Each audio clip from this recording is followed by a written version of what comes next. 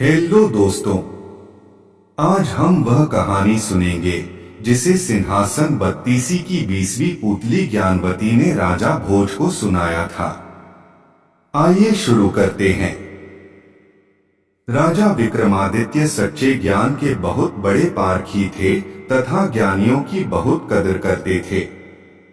उन्होंने अपने दरबार में चुन चुनकर विद्वानों, पंडितों, लेखकों और कलाकारों को जगह दे रखी थी तथा उनके अनुभव और ज्ञान का भरपूर सम्मान करते थे।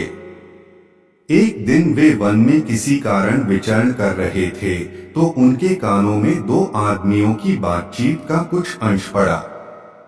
उनकी समझ में आ गया कि उनमें से एक ज्योतिषी है तथा उन्होंने चंदन का टीका लगाया और अंतर्ध्यान हो गए।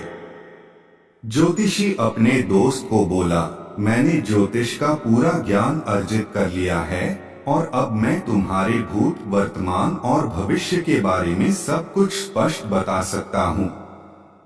दूसरा उसकी बातों में कोई रुचि न लेता हुआ बोला, तुम मेरे भूत और वर्तमान से पूरी तरह परिचित हो, इसलिए सब कुछ बता सकते हो और अपने भविष्य के बारे में जानने की मेरी कोई इच्छा नहीं है। अच्छा होता तुम अपना ज्ञान अपने तक ही सीमित रखते। मगर ज्योतिषी रुकने वाला नहीं था।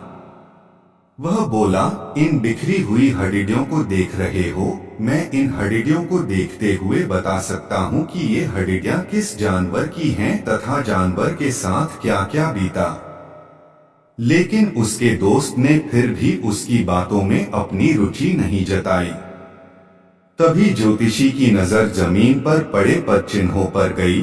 उसने कहा, ये पदचिन्ह किसी राजा के हैं और सत्यता की जांच तुम खुद कर सकते हो। ज्योतिष के अनुसार राजा के पांवों में ही प्राकृतिक रूप से कमल का चिन्ह होता है, जो यहाँ स्पष्ट नजर आ रहा है। उसके दोस्त ने सोचा कि सत्यता की जांच कर ही ली जाए, अन्यथा यह ज्योतिषी बोलता ही रहेगा।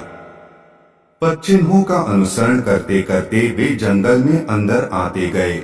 जहाँ पदचिन्ह समाप्त होते थे वहाँ कुल्हाड़ी लिए एक लकड़हारा खड़ा था तथा कुल्हाड़ी से एक पेड़ काट रहा था। ज्योतिषी ने उसे अपने पांव दिखाने को कहा। लकड़हारे ने अपने पांव दिखाए तो उसका दिमाग चकरा गया। लकड़हारे के पांवों पर प्राकृतिक रूप से कमल के चिन्ह थे। ज्योतिषी ने जब उससे उसका असली परिचय पूछा तो वह लकड़हारा बोला कि उसका जन्म ही एक लकड़हारे के घर हुआ है तथा वह कई पुश्तों से यही काम कर रहा है। ज्योतिषी सोच रहा था कि वह राजकुल का है तथा किसी परिस्थितिवश लकड़हारे का काम कर रहा है। अब उसका विश्वास अपने ज्योतिष ज्ञान से उठने लगा। उसका दोस्त उसका उपहास करने लगा तो वह चिढ़कर बोला, चलो चलकर राजा विक्रमादित्य के पांव देखते हैं। अगर उनके पांवों पर कमल चिन्ह नहीं हुआ तो मैं समूचे ज्योतिष शास्त्र को झूठा समझूंगा और मान लूंगा कि मेरा ज्योतिष अध्ययन बेकार चला गया। वे लकड़हारे को छोड़ उज्जैन नगरी को चल पड़े।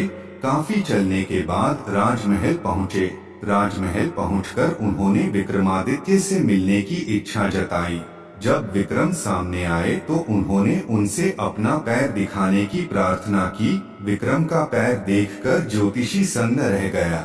उनके पांव भी साधारण मनुष्यों के पांव जैसे थे। उन पर वैसी ही आड़ी तिरछी रेखाएं थीं।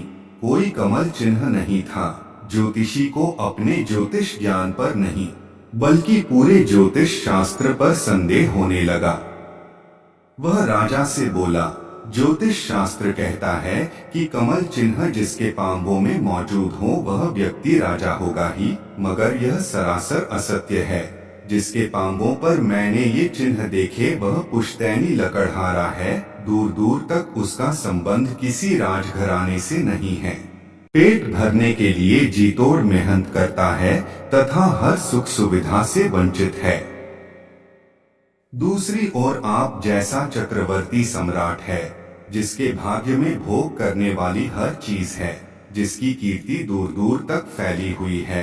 आपको राजाओं का राजा कहा जाता है, मगर आपके पांवों में ऐसा कोई चिन्ह मौजूद नहीं है। राजा को हंसी आ गई और उन्होंने पूछा, क्या आपका विश्वास अपने ज्ञान तथा विद्या पर से उठ गया? ज्योतिषी ने जवाब दिया, बिल्कुल, मुझे अब रत्ती भर भी विश्वास नहीं रहा। उसने राजा से नम्रतापूर्वक विदा लेते हुए अपने मित्र से चलने का इशारा किया। जब वह चलने को हुआ तो राजा ने उसे रुकने को कहा। दोनों रुक गए। विक्रम ने एक चाकू मंगवाया तथा पैरों के तलवों को खुरचने लगे। खुरचने पर तलवों की चमड़ी उतर गई और अंदर से कमल के चिन्ह स्पष्ट हो गए। ज्योतिषी को हतप्रभ देख विक्रम ने कहा, हे ज्योतिषी महाराज, आपके ज्ञान में कोई कमी नहीं है, लेकिन आपका ज्ञान तब तक अधूरा रहेगा जब तक आप अपने ज्ञान की डींगे हाँकेंगे और जब तक उसकी जांच करते रहेंगे। मैंने आपकी बातें सुन ली थीं और मैं ही जंगल में लकड़हारे के वेश में आपसे मिला था। मैंने आपकी विद्वता की जांच के लिए अपने पांवों पर खाल चढ़ा ली थी ताकि कमल की आकृति ढक जाए।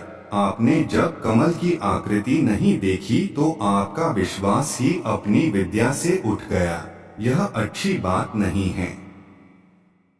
आप इसी तरह कहानी सुनते रहे, खुश रहे और हमारा चैनल जरूर सब्सक्राइब कर ले। धन्यवाद।